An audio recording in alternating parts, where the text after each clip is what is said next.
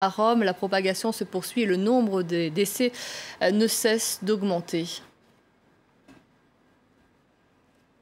Oui, effectivement, 368 nouveaux décès en 24 heures. C'est un record depuis le début de cette crise sanitaire. Seulement dans la région Lombardie, plus de 250 personnes sont mortes entre hier et aujourd'hui pour un total national de 1809 personnes décédées du coronavirus en Italie. Le nombre de cas de contamination augmente aussi. Désormais, plus de 24 000 personnes ont été infectées en Italie.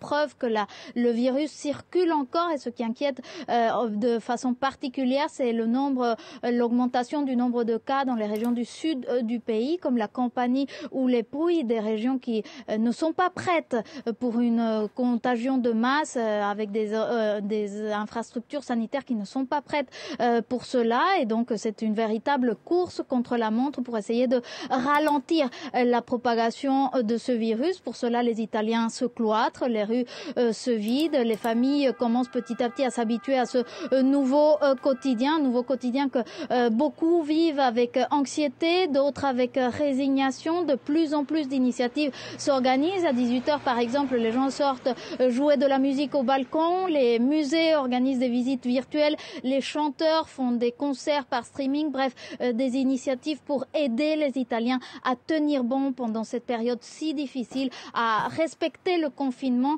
dans l'attente que les autorités sanitaires puissent vaincre cette guerre contre le coronavirus.